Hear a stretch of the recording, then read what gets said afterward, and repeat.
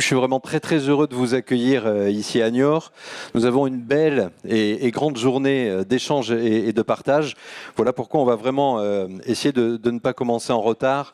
4 ateliers, 2 tables rondes, une conférence plénière, bref, beaucoup de données à partager, parce que le mot données, il va être important aujourd'hui. Vous allez le voir et le découvrir au fil des échanges.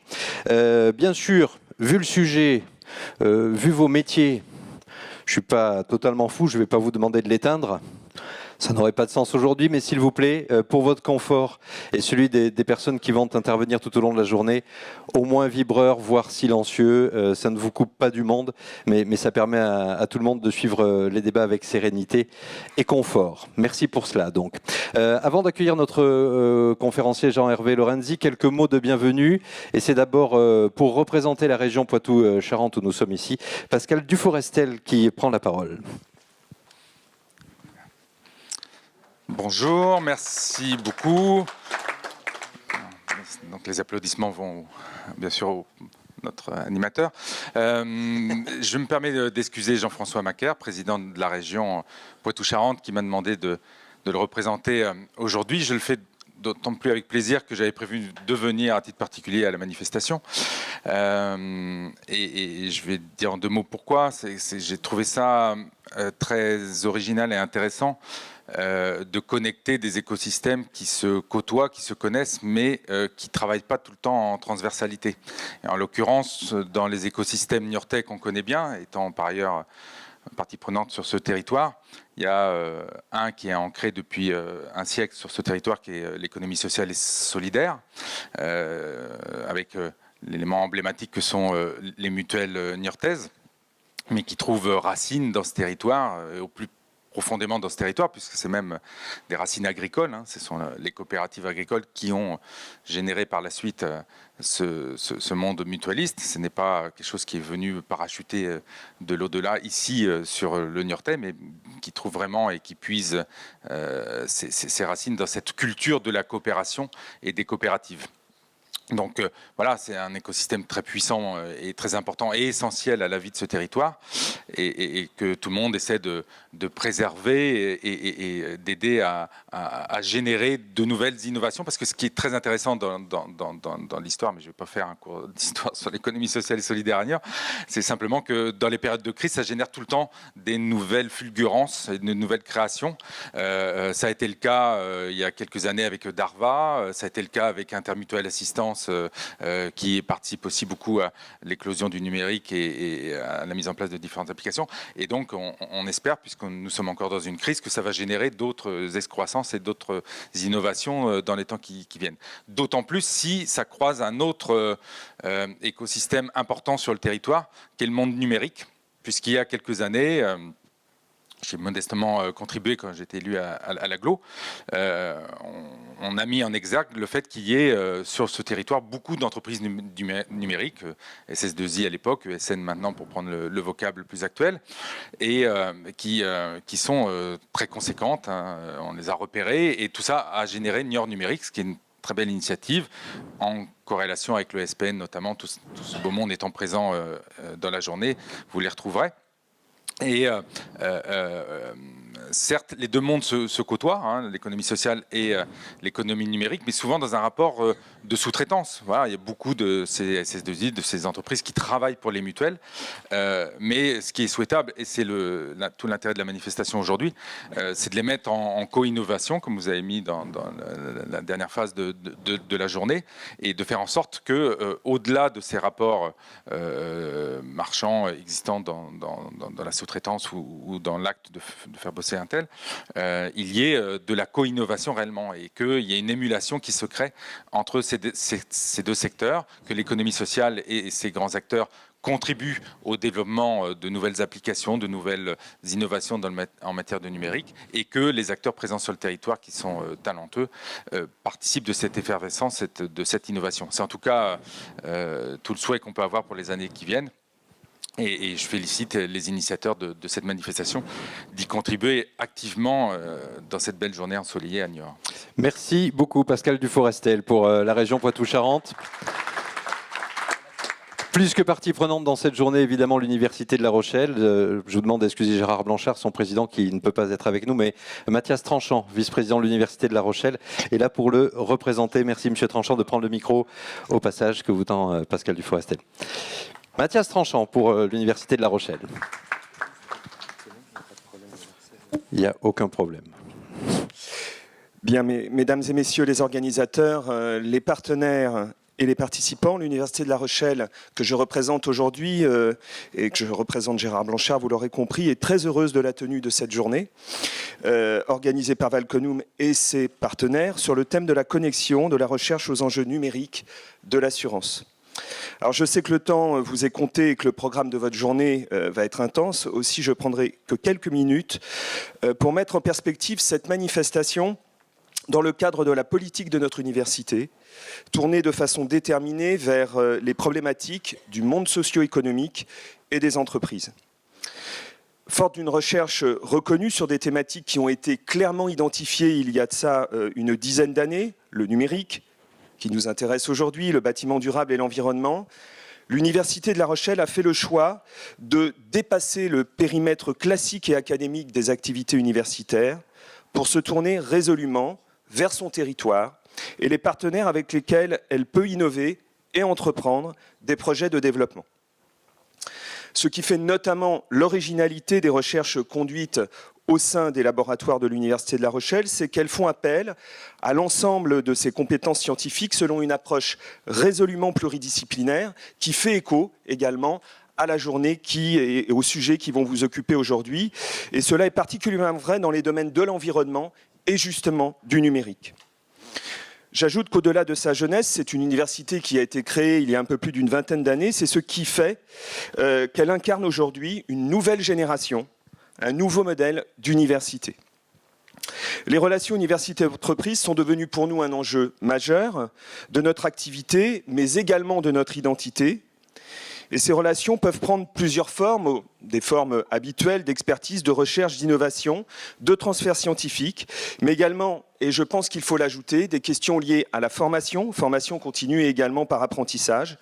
Et tout cela donc repose sur des relations étroites avec les collectivités qui connaissent très bien le tissu économique, qui investissent dans le développement économique et qui sont soucieuses de l'insertion des diplômés sur leur territoire.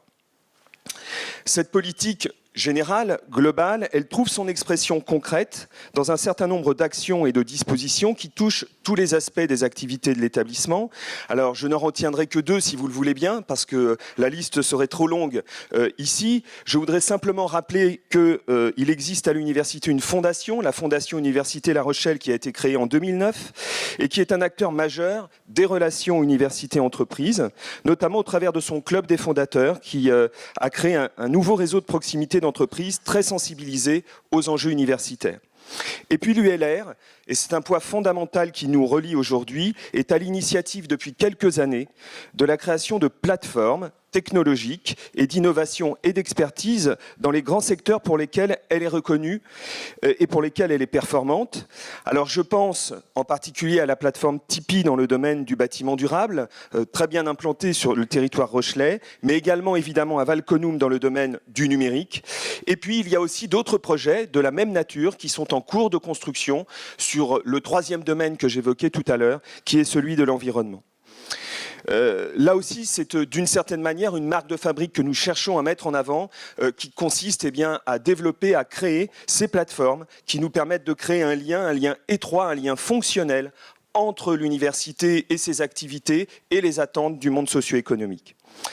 Alors, ces divers partenariats permettent de revisiter évidemment le lien entre recherche, formation et activité économique dans la perspective de contribuer au développement de la compétitivité économique de nos territoires et du pays. Innov 2015 s'inscrit dans cette démarche de relations étroites, construit au départ autour de questions liées à un écosystème numérique. Valconum s'est rapidement étendu à des problématiques interdisciplinaires, du fait qu'il est désormais admis de tous que la transformation numérique ne peut se considérer que sous l'angle des technologies. Il faut rapprocher aussi cette démarche des activités de la Fédération numérique qui a été créée à l'Université de La Rochelle pour adresser des questions interdisciplinaires de cette nature et un certain nombre de financements ou de cofinancements ont été obtenus récemment pour permettre le développement de ces activités. Enfin, Valconum a fait le choix de travailler pour Innov 2015 sur la question de l'assurance, car cela avait du sens, évidemment, et ce, à plusieurs titres. Le secteur connaît des révolutions du fait des changements comportementaux des citoyens et de la dématérialisation massive. Mais c'est aussi un secteur qui est très présent évidemment sur notre territoire et cela permet donc d'étudier des sujets de société dans un contexte interdisciplinaire, je reprends à nouveau ce mot, tout cela pour consolider la stratégie notamment de l'université. Je terminerai cette brève allocution en remerciant évidemment tous les acteurs qui se sont investis dans la manifestation, la région Poitou-Charentes, mais aussi tous les sponsors principaux de l'événement, La Poste, DocaPost et Itosoft. Voilà, je vous remercie. Merci Mathias Tranchant. Et dernier mot d'introduction, et c'est bien naturel, pour le président de Valconum, qui vient avec un ordinateur, logique aussi. Merci d'accueillir Jean-Marc Augier. Bonjour à tous et à toutes. Merci Mathias. Mon discours sera légèrement redondant avec celui de Mathias. En tout cas, je voulais vous faire part que c'était un immense plaisir pour nous de vous accueillir pour cette première édition des Innov 2015, dont nous espérons que ce ne sera pas la dernière. Et manifestement, vu le taux de participation, il semblerait que ce type de journée porte un intérêt massif, puisque on voit aujourd'hui qu'il y a un écosystème académico-industriel qui est notre objectif, qui se développe.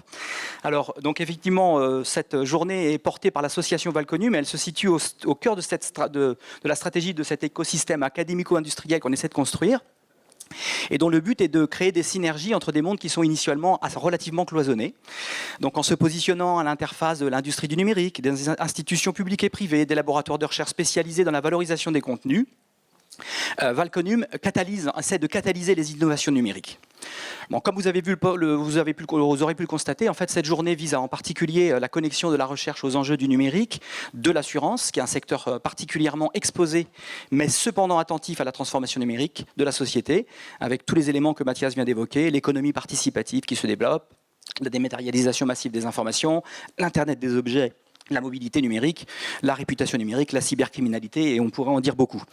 Donc cette transformation engendre en effet des effets collatéraux dans de nombreux secteurs et appelle à repenser toute la chaîne de valeur et à réanalyser la relation client, à redéfinir les technologies de traitement des données massives et hétérogènes, à définir de nouveaux modèles d'affaires, à protéger les consommateurs, à protéger leur vie privée, à travailler sur la cybercriminalité. Il y a de nombreux secteurs sur lesquels il nous faut travailler ensemble.